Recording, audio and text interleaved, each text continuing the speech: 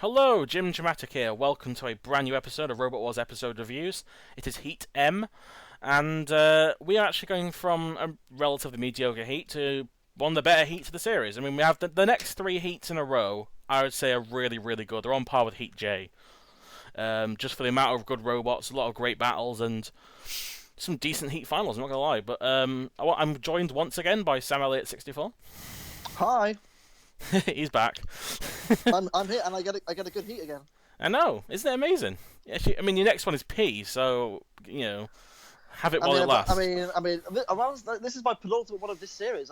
It's getting emotional, you know. It is. I mean, do you want to write an Oscar speech now, or do you want to? I'd like to thank my mum, my dad. I'd like to thank Craig Charles. Of course. And that's it, really. I'm good. But anyway, yes. Well, Heat M. This is actually a heat I know quite a lot about because I had this taped on video when I was a small boy, and I used to watch it over and over and over. It was fantastic to watch. There's a lot of good things happening in this heat. Do you still have that tape? Somewhere. I don't know where it is, but it's probably in my house somewhere. All right, but that'd be quite cool. But yeah, this heat has got a little bit of it's got all sorts of stuff going on, isn't it? Really. Yeah, it does. Yeah. It's got controversy. It's got shit walkers. It's got great pushing. It's got weird designs, some barnyard animals. You name it. It's got everything. And name it, we got it. We do.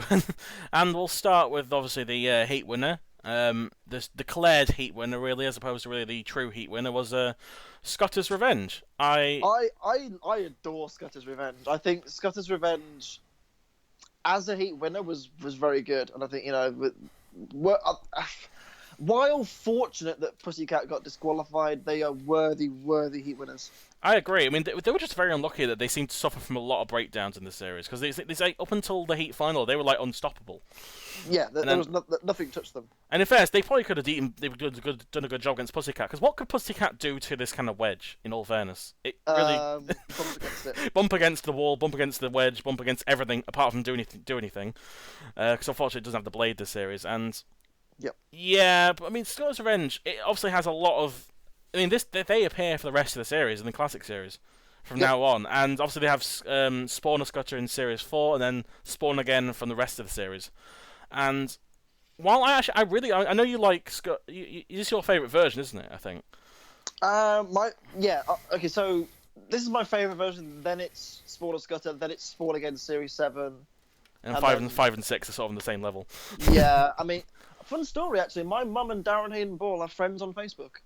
Wow. Yeah. There you go. There you go. You got a bit of royalty there. Well, he was. I remember my mum messaged him. Apparently, she was saying, "Oh, Robot Wars come back." And apparently, he did say he might have to bring Spawn again out of retirement. So he does still have Spawn again. Wow. Which is quite cool, but I don't think he ever will come back, which is a shame because I think this team are wonderful. They're good entertainers, and it's a great little robot. I mean, Scotter's Revenge, it looks good. I love the look of it. It's got the red and the white. It looks really nice, but also very. It has reliability issues, isn't it? I mean, especially the first versions of Spawn Again were just like, how did they get to the semi-finals twice? I don't know. I mean, series. We'll get to them eventually, but Series 6. God knows what happened in that heat. But don't know. Series 5, I can understand it because it kind of dominated its heat. There was nothing that really challenged it. Again, a bit of fortune, maybe that Tornado lost, but yeah, definitely. beside the point, really. I mean, I like this series of robots, and I think they're a fantastic team, and I hope we do get to see them again one day in some form or another. I mean, my personal favourite version is Spawner Scutter, the Series 4 one, because yep. I like the idea of the spike weapon on it. It's like there's no other robot that decided to use like a wedge with a spike sticking out of it. Yeah. And you saw what happened to Banshee; it went flying. Yeah, that was good fun, wasn't it? It's the only time they ever really used the spike properly well, but it was still like it showed you what they could have done with it. And I think that's why I'm not a big fan of Spawn Again, even when it was good, like in Series 7, because they went from like a really cool pusher to a really unique wedge robot to just a wedge flipper. Yeah, just a wedge flipper, and it's just I don't I don't know, I got bored of it very quickly. As soon as I was like, okay, I've seen this before. I've seen a massive box, this massive pyramid with a wedge on it. It's like, that's the disadvantage, I think, in a lot of UK robots. When it comes to like flippers, there's not many like massively unique flippers out. I mean, there's exceptions like Willy Big Cheese and stuff, but and maybe Chaos 2, but there's a lot of like TR2, Spawn Again, Eruption. They're not amazingly unique to look at for the most part. Then they're effective for the most part. They're just not interesting. I like Spawn Again Series 7 purely because of the way it looks in terms of like the outer shell, the design of it. It looks different. It's very angular sort of thing. That's the funniest thing about Spawn Again though was in series how it went out of the arena in Series 7 was pretty. That was great, wasn't it? That was fantastic. Stuck right. I've never seen a robot get banged right on the edge and just is not going to move. So they just flip it up eventually. That was wonderful. Wasn't it? It was kind of annoying because actually that's probably the best version. That's the one that didn't make it semi-final. The only Scutter's robot that didn't make it semi-final was that one. Yeah. And but the only Spawn Again that worked really well. But oh well. But I like. As for Scutter's Revenge, it's a very, very powerful pusher. I mean, this robot. I mean, it's 2 battles prior to going against Pussycat. It's sluggish, but it's got a lot of torque. Yeah, and I think that's what a pusher really needs. I mean, if it had a bit more speed, it would have been really effective. That's why I like Spawn a Scut, because it's fast as well. But yeah, Spawn it's just a very good pusher. I mean, both its battles lasted about 10 seconds in before the heat final. It just went straight in there. And the opponents had nothing for it. Just ram into it and push it into the pit. It's easy. Yeah. Done. Sorted. And obviously, I mentioned last time, this is obviously a Red Dwarf reference. The second of 2 Red Dwarf references in the series. So. Yep, you got this and Inquisitor. Yes, that is true. We need more. We need more Red Dwarf inspired robots. I swear. Well, I don't think that we will anymore because obviously there's no Craig Charles. But maybe some Mock the Weak ones, someday, or Stargazing. I don't know. Maybe. But, so we'll get to the runner-up, which should have been the winner, but ends up being the runner-up because of a certain thing, was Pussycat. Team Cold Fusion. One of the only teams, I think, who's been in every single series. The only team. No, Series 6. Oh, they weren't in Series 6, were they? Damn it, they're so close. No, because young David passed away, bless him. But, of course. Yeah, Pussycat. It's a nice robot. It's got a lot of personality. It's very unique. I don't think there's ever been another robot like Pussycat.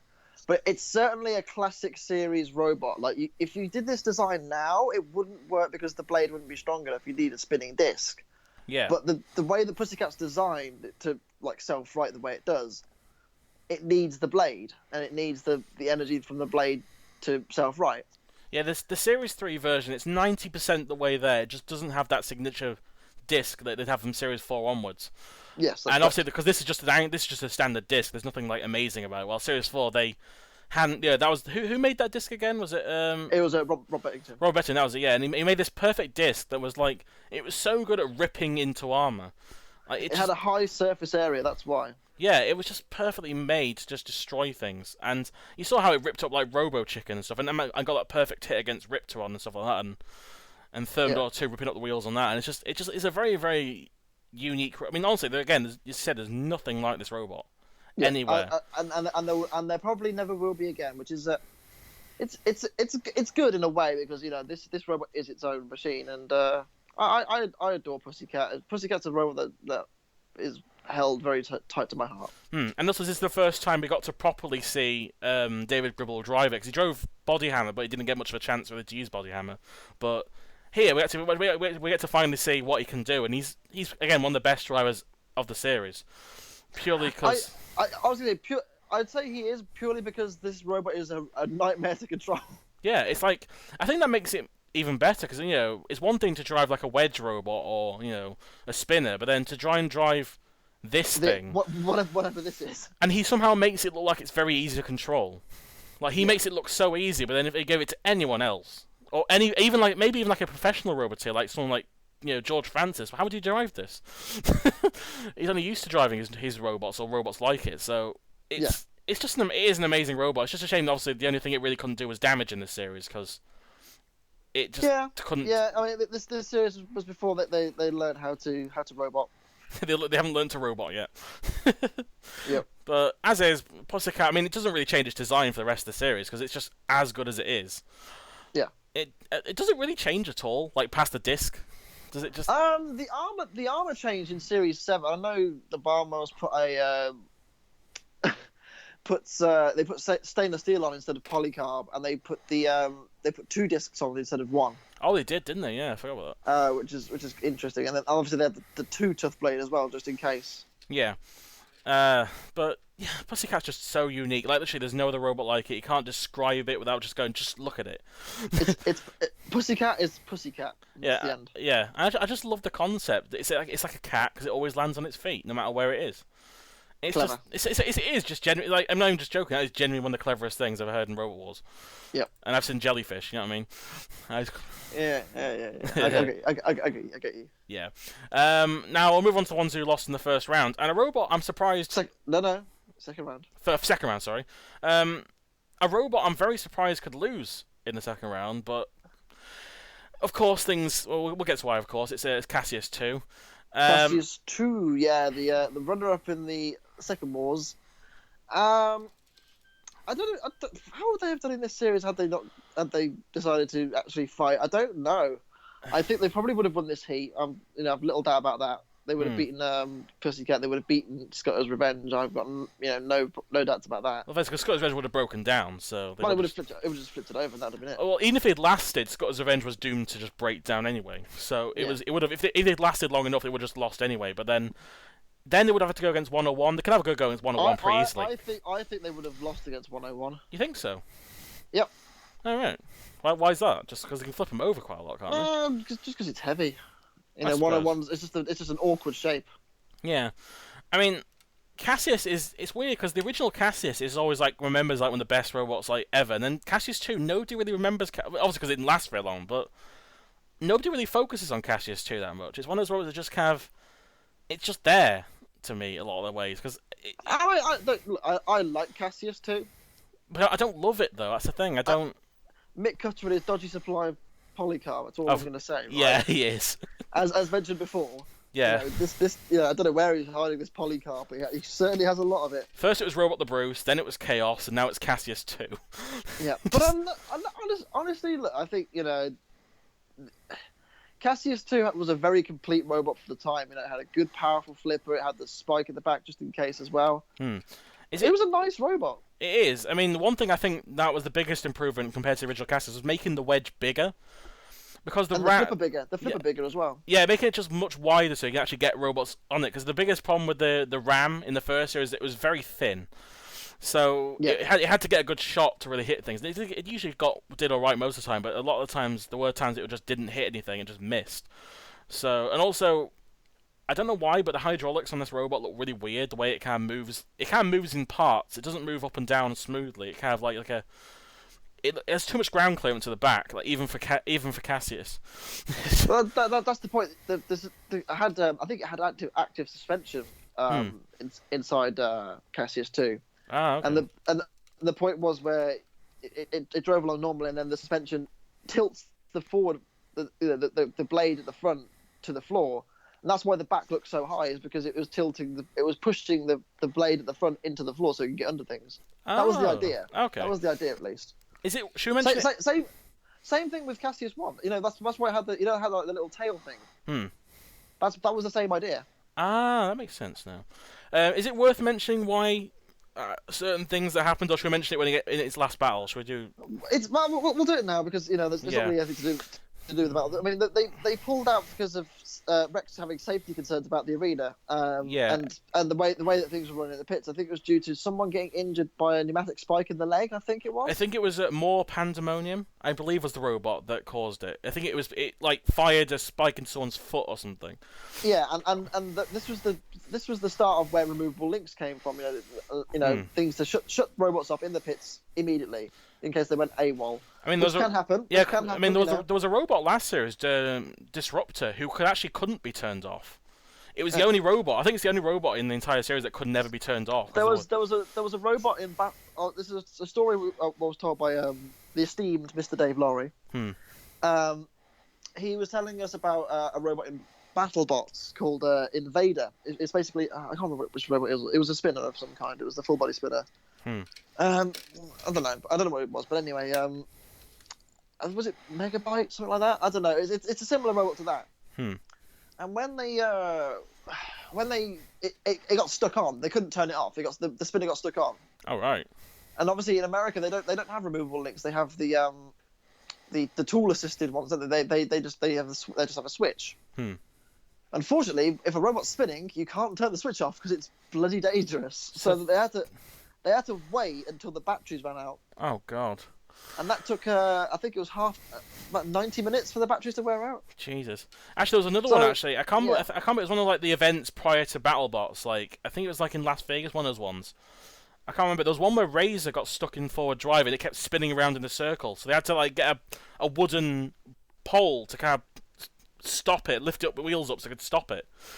It was like they were just stood there around this robot that was spinning around in a circle. I remember watching, I was just like, this is crazy. They just stood in the arena with Razor spinning around.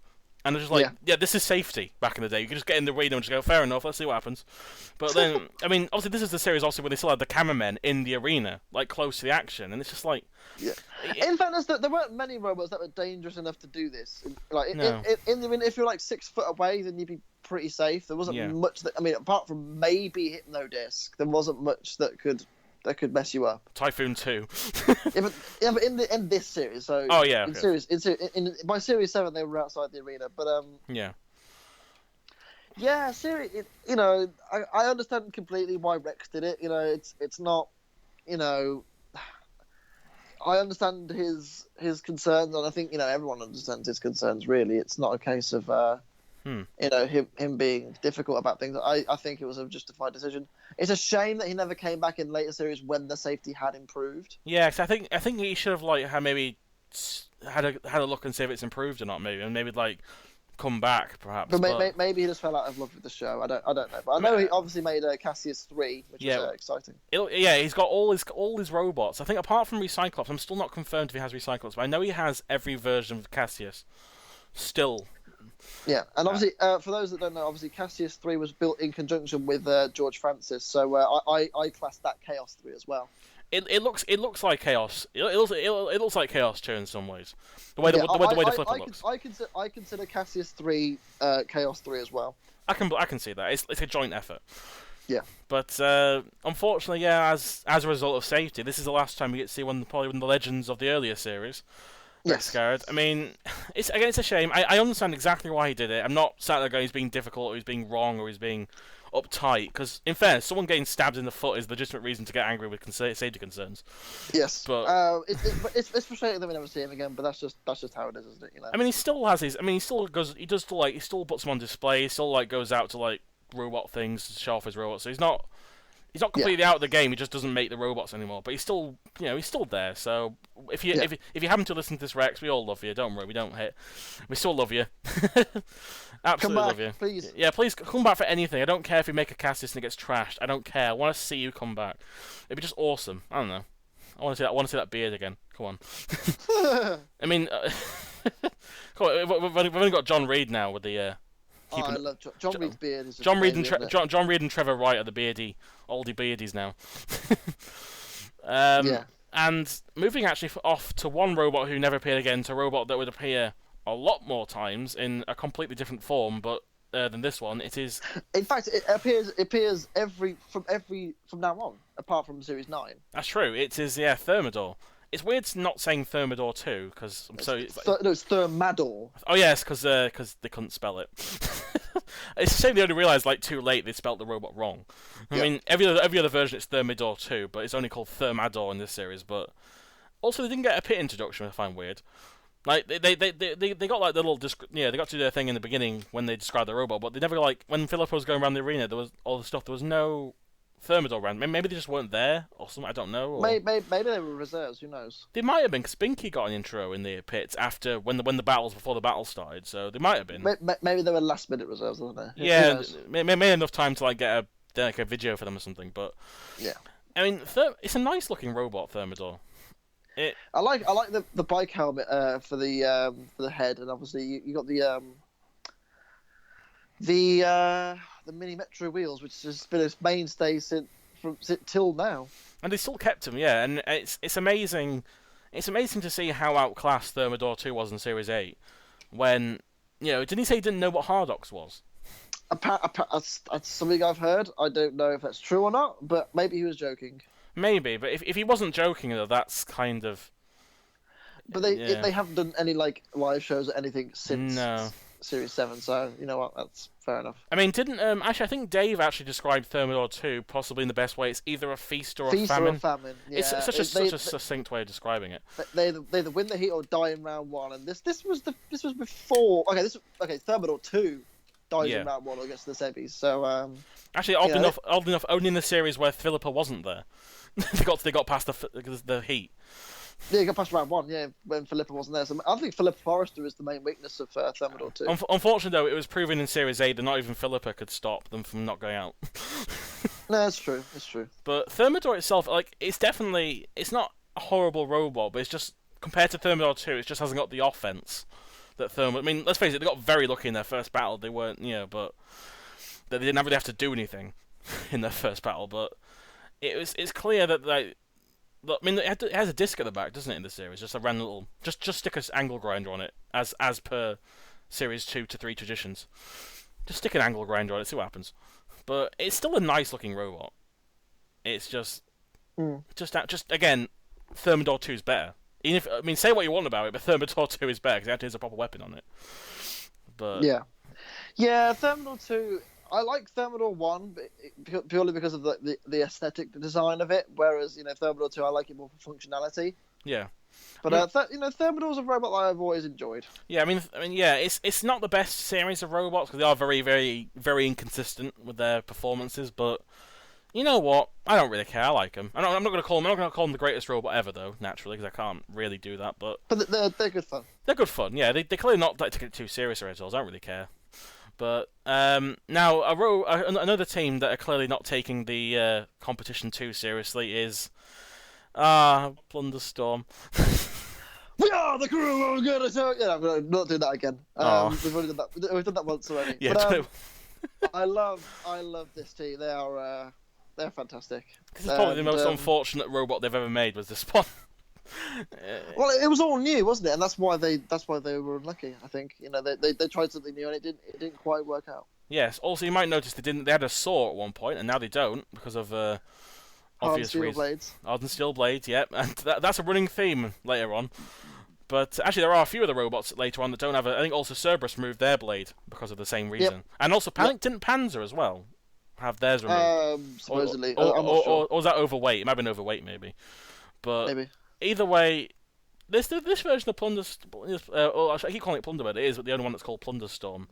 It is a nice looking robot. I just feel it's a shame they just didn't. Because I mean, without anything, they don't really have much offense. It's just sort of a wedge, but it's still a nice robot though. I do like Plunderstorm quite a lot. It's just a shame how lucky they got, really. Yeah. Plus the team, come on. Every time they appear, I just have to say how much I love this team. They're great, and yeah, it's very good. It's a good little machine. And again, while it's never been a serious robot, it's always been it's just a fun team, and they're great. It just looks nice. It's just a shame that it didn't really deliver in this series. Yeah, and obviously they don't really do too well in any other series, really, but. But oh well, what are you gonna do? It's these things happen in Robot Wars. What can you expect? They do. Now a robot I think was terribly unlucky purely because of who they ended up going against again was the second barnyard animal after Thermidor. It is Dundee. Dundee. Yeah, I like Dundee. I think Dundee was actually quite a nicely designed robot. I think in any other heat, or even another battle, it could have maybe got to the second or third or heat final maybe. Yeah. Second round of the heat final. There are worse robots in the heat final. Dark Destroyer was in the heat final. Let's not forget. Dark Destroyer, Dreadnought, Trident. Let's face it. Blade, Agrabah. Yeah. Hell, Altor. Yeah. Honestly, I think this thing probably could have beaten Panzer as well.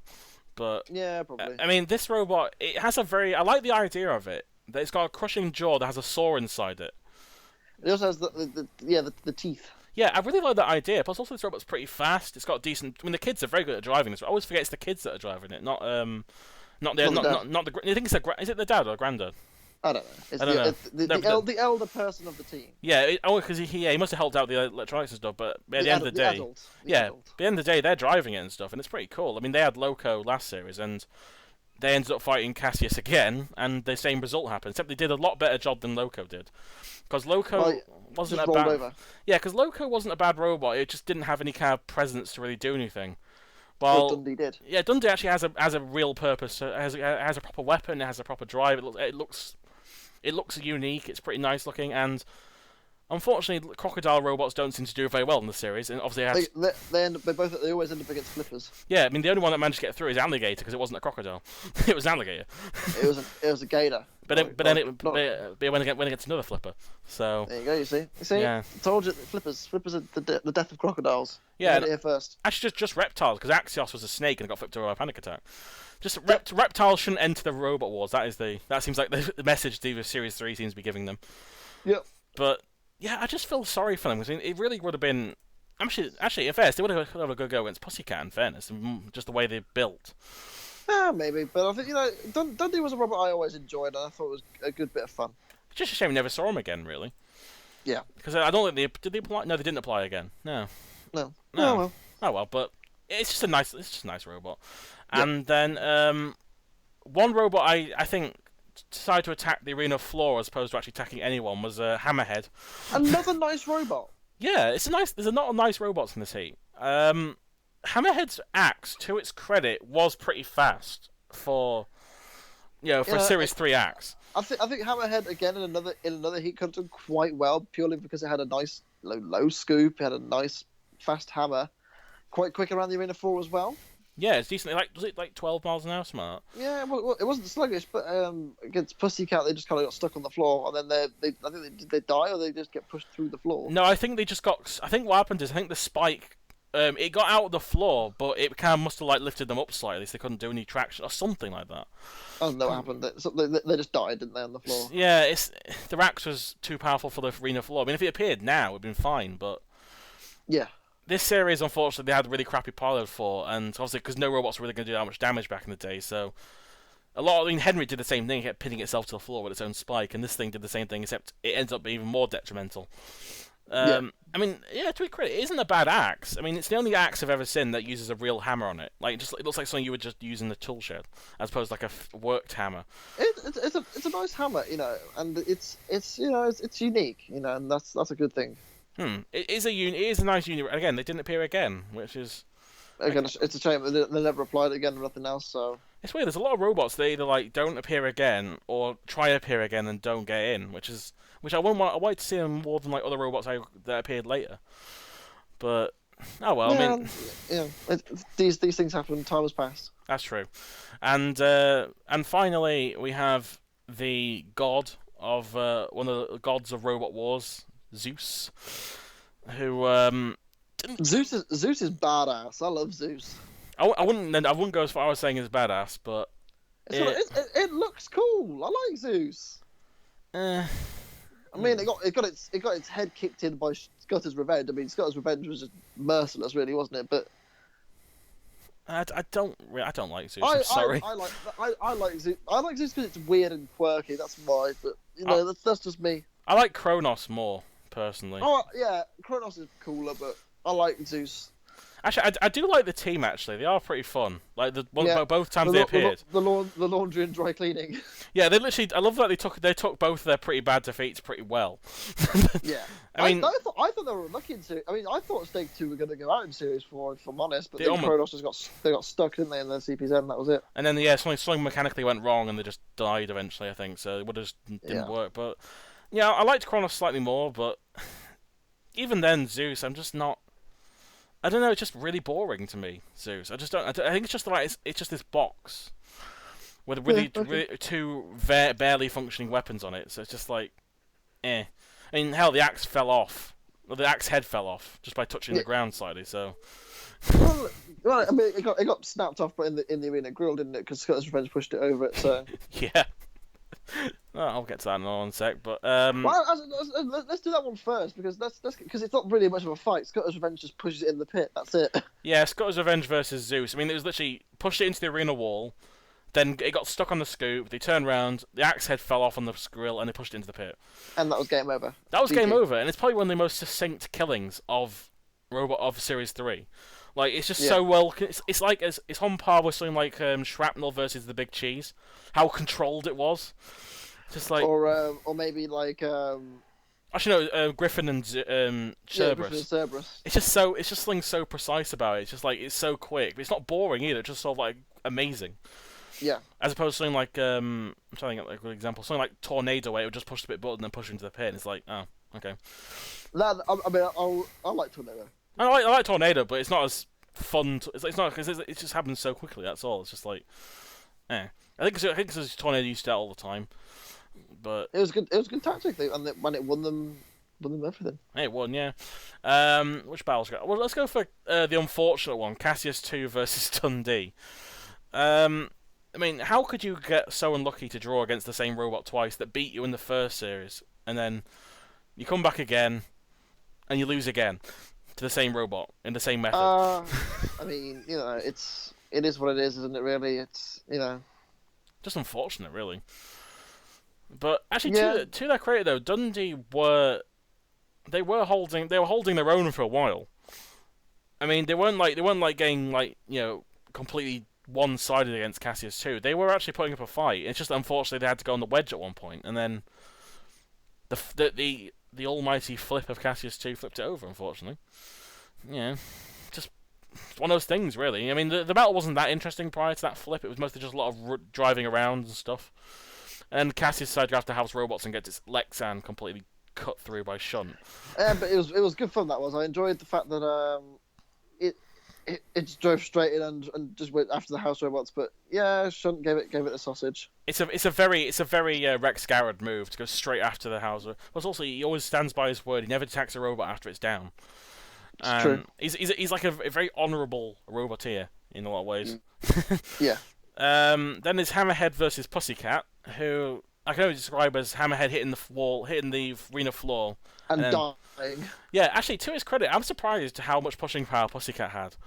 Like, I know they had quite a bit of pushing power because it was a quick robot, by nature. But it just doesn't seem like a robot that would be able to push well.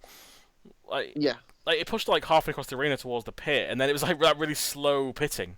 I was like, because Pussycat was either kept running up on top of the back of it, and it just kept bouncing Hammerhead constant, and eventually just fell in. It took them a while to get going, but when they did, it was always going to end one way, wasn't it? Yeah, let's face it. I mean, once they died, there was no way out for Hammerhead. But yeah, Pussycat was relatively easy win for them. Didn't have to do too much, but what are you gonna do? And then what are you gonna do? Yeah, and then finally, again, do we call this a battle? Plunderstorm versus Thermidor? No, it's not. I mean, Plunderstorm never got. They had one track working at the start, and then the other track died. Oh, and then Thermidor really just pushed him to the wall, and that's all they had to do, and then just backed off because he didn't want to get attacked by the house robots. Yeah, I don't blame him. No, I wouldn't even go near them after an easy win, but yeah. Well, that was a battle, apparently. Yeah, and that was the end of Plunderstorm. I mean, one of the second semi-finalists to fall in the first round, along with Hardvark.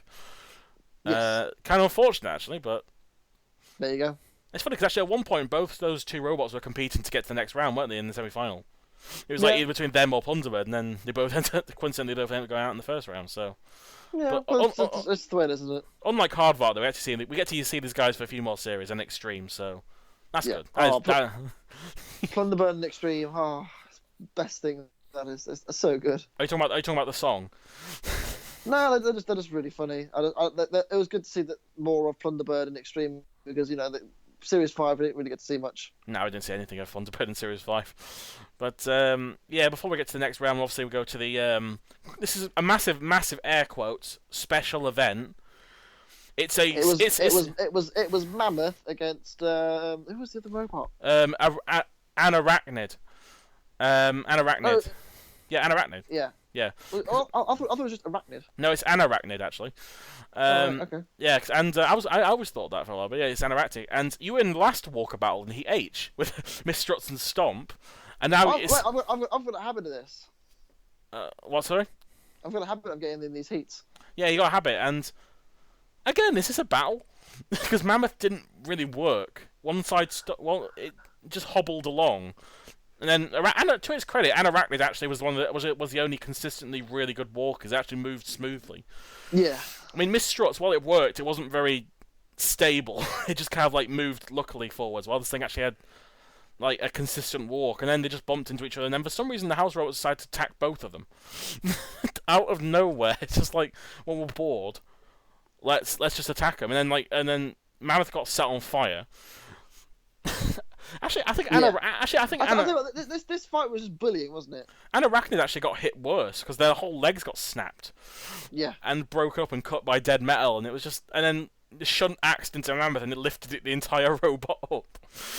Yeah. It was just brutal. It was brutal, but it was good fun. And it was nice to see them. They took it in good spirit. In fairness, it wasn't like it was a serious battle anyway, so I don't think you have to worry too much. But and obviously there was the controversy of the ant weight.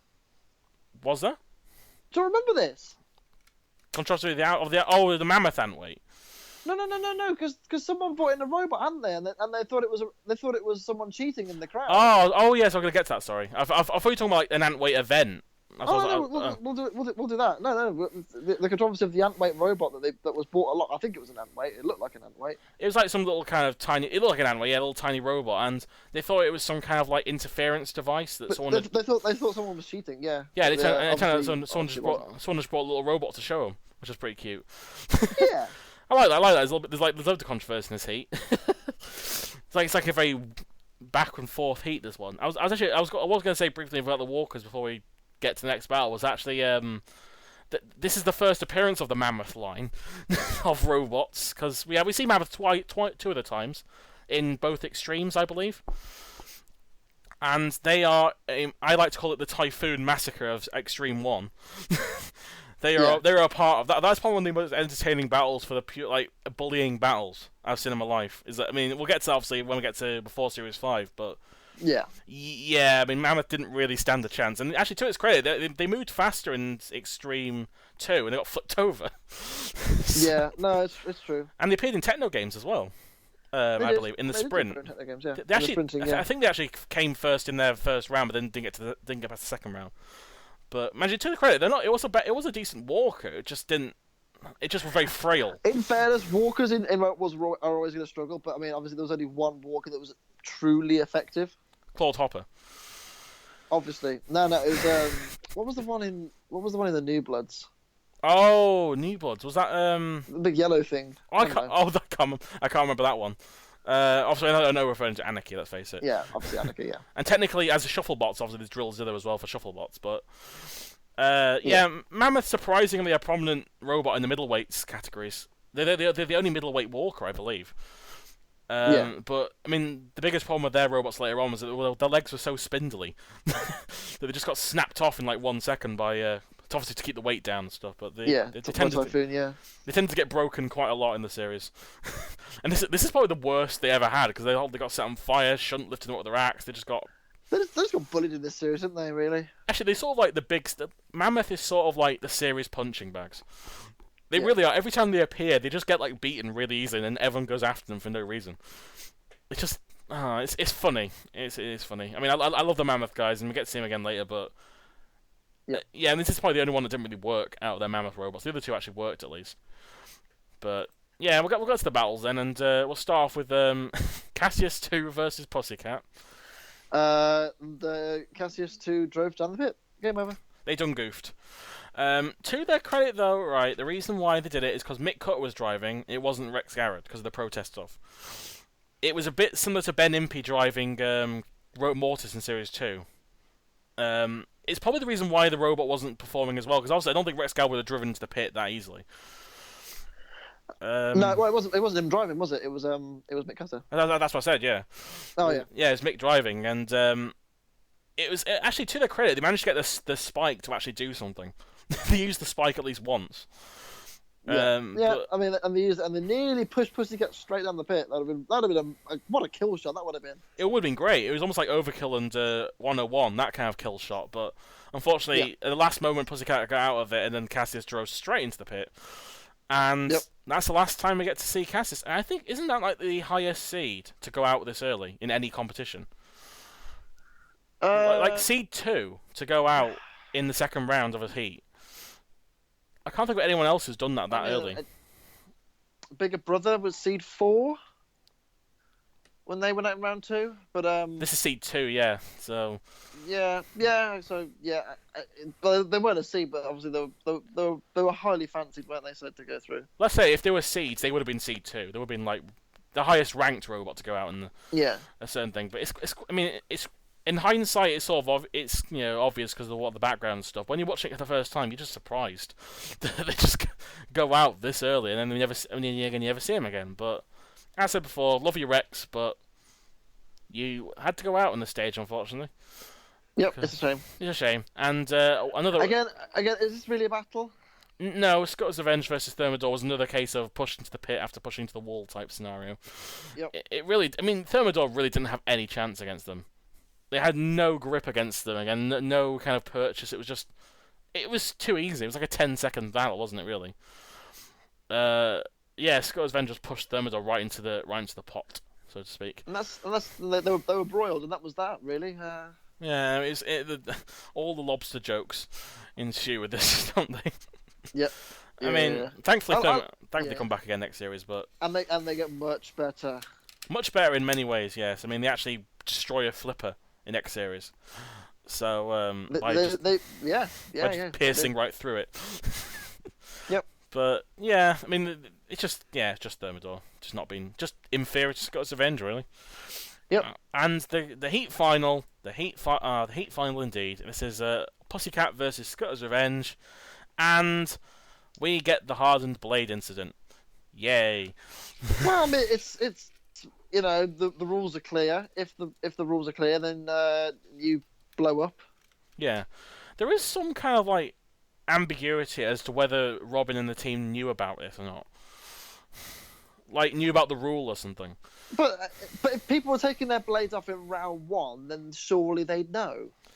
Yeah, I don't know because I wasn't there. I don't know when this stuff was done and all this, but it seems weird that after all these Cerberus, Plunderstorm both had to get rid of their blades, yet they didn't know in the heat final they had to get rid of their blade. It seems a bit weird that some people are saying that he didn't know, but saying I don't know. I don't know. Maybe it was just apparently. I heard one story that apparently they had a few blades to select from and happened to choose this one. They didn't know what they forgot was hardened or something like that. Or someone said it was the producers who picked it. I don't know. There's loads of. It's ages ago. So no real solid proof, but I guess it doesn't really take away from the fact that they still had an illegal blade on them. It's stating the rules. You can't use these things because this is the only time you see them shatter for this particular reason. This is the rule. I mean, look at Sergeant Bash's in Series 1. Look at how many times that broke. This is the reason why they couldn't have these kind of blades on. Because they just go everywhere. And actually, to be fair, Pussycat spectacularly broke. It went everywhere, and it was good control from Scottish Revenge to keep them hemmed in there as well. I think as much as Scottish Revenge died in this fight, I think Pussycat would have been very fortunate to go through in this fight. But Scottish Revenge were all over them.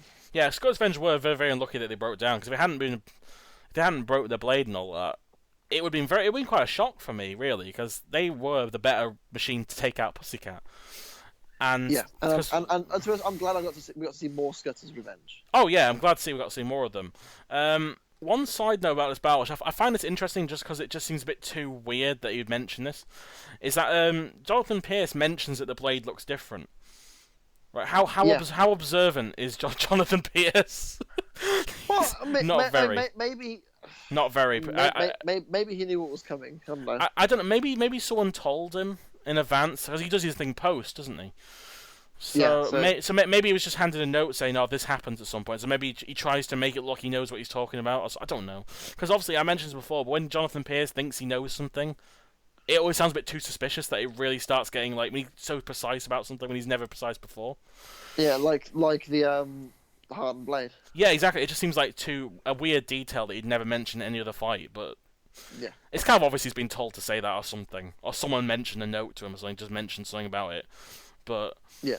either way, obviously Scudder's Revenge broke down, but because of the hardened blade, it was clearly stated they were eliminated. I think the first robot to be disqualified. I think the only one. No. Like in the main, there's actually 4 to me. And obviously Mauler weren't allowed in, but they didn't actually fight. I can't think actually any other robots been disqualified. To be honest with you. I'm trying to think. I can't think of one. I think yes, robots been replaced and stuff, and obviously broke down, but none. I don't think there's many. So yeah, there you go. Pussycat holds the distinction of having the only disqualification in the series yet. We don't know Yeah, about so far. Series 10 could be loads more controversy. We don't know. we don't, Who knows? Who knows? But yeah. So that was Heat M. Overall, what do you think of this heat? It's a heat I've known quite a lot about for years. So I enjoy this heat. You know, it holds a lot of good memories for me. It has a lot of cool robots from now and into the future. So yeah. Out of 10, what would you give it? No, don't make me do that. 7 or 8. I think this is a really good heat. I'd give it a 7. I mean, it's not out of the 3 next heats. It's probably the one I don't like. It's probably my least favorite, but it's not saying much. Like I like N and O a lot more, and J obviously as well. I like them those 3, but this is definitely like probably 4 out of 5 on my top 10, or top 5 or something like 4th. Yep. So it's a decent heat. I think just some of the battles are a bit too short, like Plunter Storm and both the Scutters. Well, like the good battles, they're just not that. You know, they don't really last for anything long. So there's not really kind of amazing stuff going on in it, but it's still a pretty decent heat, and I'd probably give it a 7. But now on to Heat N, the preview. I have to say, yes, of course, yes. I have to make sure I'm distinctly saying M and N. Not for no more hardened steel blades. Yep, of course. And Alex has joined me for that one, for Heat N, and as per his request. And we have actually a few more interesting robots in this heat. Actually, we get possibly one of my favourite semi-finalists of the series, Thing 2. I love Thing 2. Love it. Thing 2 is awesome. And I love Wild Thing even more in Series 4. Yeah. I like it more without the disc from Series 5 onwards, but I mean the Series 6 version. Oh god, I'm not gonna mention Series 6. What is the Series 6 version? It's terrible. I know that much. I know it's just very very lucky, but it's just I don't know. It's sort of like I just don't understand why they went with that. But yeah, Thing 2. Obviously it was Demon. He's part of the Demon team last series, and he decided to go for the more of the horror theme because he's called Adams. What else is he gonna do? Come on, he's got to have some horror theme to him. I can't click. That's how I was actually going to do that, but I physically can't click. There we go. And it was great. I loved the thing. And obviously he was part of the Demon team in Series 2. Yeah, as I mentioned, and he wasn't like the captain, but he was one of the main members, and then thankfully made a way better robot than Demons. So there you go. You learn from mistakes. You did. Now, one of the shiniest robots of the series. Oh, it's one of the prettiest robots in the series. Cerberus. It's my top 5 favourite designs of the series, like aesthetic-wise. It's gorgeous. I love Cerberus. Cerberus is phenomenal. I mean, I know it's all sticker paint and whatever. Yeah. But it's gorgeous. I love Cerberus. It's a very beautiful robot. Like it's generally. Yeah, it's art. Cerberus is like Razor. Cerberus is art. Yeah, and I love Theo and his team as well because they seem like such great guys. Like they always seem to be really happy to be there no matter what, and their robot is just gorgeous. Honestly, it's my top 5 favorite designs for a reason because it's just so. There's nothing like Cerberus. It's just it is like it was almost like it was designed to be a robot second, and a work of art first. Yeah, definitely. And it's like they just motorized a statue. And it is beautiful. I mean, it's not offensive, granted, but it's not meant to be. It's more just sort of like a nice. In fairness, it was quite good this series. It was very good this series. Next series, it was fast. It was it had aggression. It was decent. Yeah, it did have some driving problems at times. It just spin around a lot, but overall, it did have some decent control. And unfortunately, next series they don't really do anything. Next series. Yeah, in series the extreme, obviously they kind of lost their sheen. Yeah, although to their credit, though, in fairness, though, they didn't have to face Hypnodisc, so swings and roundabouts. Swings and roundabouts. Then we have All Talk back again. I like this version of All Talk just as much as the previous one. This is actually my favourite version of All Talk. And that this series of robots, I should stress as well. This that includes small talk, fighting talk, and hippopotamus, and whatever that is. I like it up until this point. Then this is my favourite one. All talk is 20-mile-an-hour top speed. It's fast. It's aggressive. It's got it had a great fight with Thing 2, and it's a wonderful robot. As I said, as I've mentioned on a few occasions, but Thing 2 versus All Talk is my favourite battle of Series 3. Yeah. I just love how down to the wire it is. It just ended on who could last longer, as opposed to which robot was better. And obviously, Thing 2 has a habit of just never dying. No, and unfortunately, All Talk did a King Buxton and burnt out. Yep. So, but to its credit, they had a good go against Razor in the World Championship, but unfortunately, Razor's just the perfect shape for them, and just had to pull them, punch them full of holes. Also, you all love Hamish, haven't you? The little mascot. Oh, Hamish, my G. He's a trooper. He's a trooper. But I love this version of All Talk. As I said, I prefer the bulldozer blade over the massive spiky blade they had. It just had more surface area to push stuff, but yeah, it's still a really great robot, and it's just a shame that I also think past this series they didn't really manage to make a good design again, which is a shame. I like Small Talk's design. It's just they were just unfortunate that they kind of burnt out.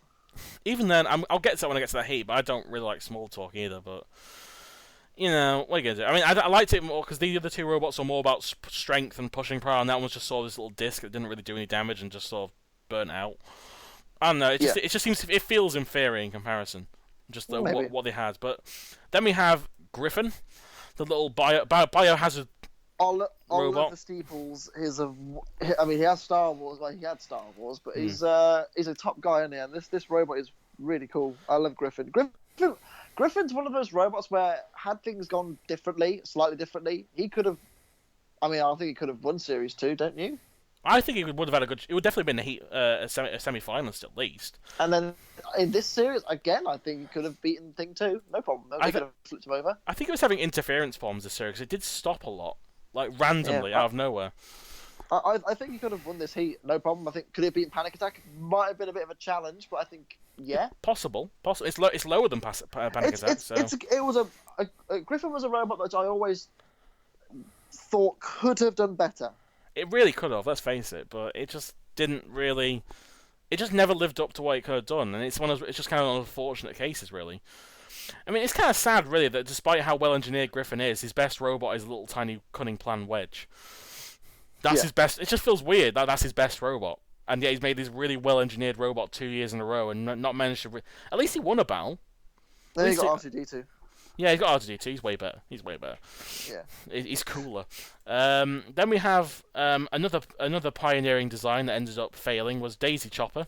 This team, they created the first full body spinner, and they create the first vertical spinning flywheel, and they somehow managed to make them both pretty terrible. Well, normally the first one of something is normally pretty awful. So yeah, I mean I think it's just the fact the disc looks so flimsy. It's very thin. It's like there's no weight behind it. Just like it wouldn't hurt me, probably. It worked like once and then just stopped the rest of the battle. And also the tires didn't really work. I mean, I love how kind of out there the wheels are on it. They're massive. It's like it's got like 3 rims on it. Yeah, I mean it's a good machine, It's a cool robot, but it just again and also for some reason they thought their battle was worthy of a judge's recall. It obviously was. Did you know that? Yeah, because they did so well in their battle that they needed to prove that they. Gee, I love that. I know. I just find it they're the only team one of the only teams to ever appeal, and that's the. I mean, like you think T2 would appeal, but no, it's Daisy Chopper who decided to appeal. So good on you, good on you, lads. Crippler. I kind of like this robot for how massive it is. Like it's so needlessly tall. But, I like Crippler for what it is, but it's also it's very very very very very slow. Yeah. And also they make the Predator in Series 4, and what happened to Predator? Oh, Hypnodisc. Yeah, I love Predator. Predator was a very cool robot. But it's beautiful looking. I mean, Crippler, in fairness, they got pitted pretty easily by Altor, which is a pretty good pitting from them. But yeah, it's like it was almost too tall for the pit. Like he's still like halfway out of the pit when it was that big. yeah. But also the axe is typical Series 3 axe of not really doing any damage. It has no weight behind it. Type axe. Yeah. Then we have Prize Fighter. I like that gets so much better in future series, but this series it's still a bit. The Series 5 version was definitely their peak, obviously, because they took out Gemini and Thermidor 2. No, they didn't take out Gemini. They took out. Oh, not Gemini. No, that was Reactor 2. Sorry. Yeah, it was Thermidor 2, and they also beat. I can't remember where they beat now. Who did they beat in round 2? I'm literally looking up on the wiki now. The Alien. That was it. Oh yeah. That was it. The Alien. Yeah, that was a good one. But yeah, actually, to its credit, this version of Prize Fighter, it was nice and fast, and it has Craig Charles on the front. Yeah, it does have Craig Charles on the front, and actually, even though it got stuck at one point, in its first flip, it almost took out Thing 2 in one, and it self-righted the first time. It actually worked the first time. Like you see that massive fist, and you go, "That's not going to self-right." It actually worked. It just got stuck on the wall the second time. I have to say, the Prize Fighter series is one of my favourite series of robots because it has there's the little flipper on the front. Also, they still have the shell of the original Prize Fighter. Oh no, it was sold to someone else. Someone bought it, but Yeah. I don't know who owns it now. It's the fact they still had it, which is pretty cool. It's a nice looking robot. I think because it's a bit like Overkill. It's so bright and yellow and red, it stands out. Yeah, and obviously in future series it doesn't quite have the same effect with the see-through, but I like the see-through. And I don't really understand why they have the massive Spitfire on it, even though it's a Prize Fighter. The Prize Fighter plane. Oh, is that where it's from? I think so. I don't know. I'm not a plane guy, so I wouldn't. I'm not a plane. If you're a plane guy, why has it got a plane on it? I'm really curious. I mean, I was going to call it Spitfire, maybe, if that was what I'd call it, but maybe. And then finally, my favourite robot series. It's so good. It was so great. They're my favourites. They're so good. Kilohertz. Kilohertz. I mean, Kilohertz. It's such a shame that John Reed forgot there was a pit, because. Okay, so realistically, I'm gonna ask you. I'll ask you now, as I'm here now. Mm-hmm. How would Kilohertz have done had they not driven down the pit? I think they could have had a go against Cerberus. They might have lost to Griffin though. I think they would have made Heat Final. I think they would have maybe beaten Thing 2. I think they would have had a good go against Thing 2. I think Thing 2 would have got underneath them pretty easily. But I think they would have caused the damage. But that's Kilohertz was a fast robot, so. I don't know, because Thing 2's got very slanted armor, and axes aren't as good on slanted armor compared to the more softer, rounder ones like Cerberus had. Yeah. I think it would have lost to Griffin maybe if it was properly working, but that's an if. That's an if. If Griffin was properly working. Yeah, but it might have got a lucky flip on it. I don't know. But again, this is all hypotheticals because in reality, Kilohertz drove into the pit because John Reed forgot there was a pit there. Because that's a problem. That's the problem with being in America too often. That you just, I mean, in fact, he did well in America. He got didn't he get best engineered in America? Or best driving in America. Yeah, I mean, John Reed's a phenomenal driver. So obviously, this is one of the last versions of Kilohertz. Obviously, the next series is the last time you see Kilohertz, and then it evolves into Terahertz. But I mean, this series of Kilohertz was actually, in fact, in the World Championship, it had a good go against Chaos 2. It almost took out Chaos 2. That's the Kilohertz that the Kilohertz that what could have been. Yeah, I mean that's the reason why this one was in America, because it was actually a really good, probably the best Kilohertz version. Because the Series 4 version was okay, but it was very unreliable. The Series 2 one was even more unreliable. I mean, geez, it couldn't get out of the door without breaking down. While this one actually was very reliable and consistent. It just ends up being against the reigning champions and forgetting there was a pit. Yeah. So it's just one of those things. But yeah, Kilohertz is what it was, and that is Heat N. That was Heat M. And so I'm Jimjamatic signing off. And I've been Sam 64, and I'll see you for Heat P. I'm not. Heat P. Oh come on, it's not that bad. It's awful, mate. It's terrible. All right, See you then.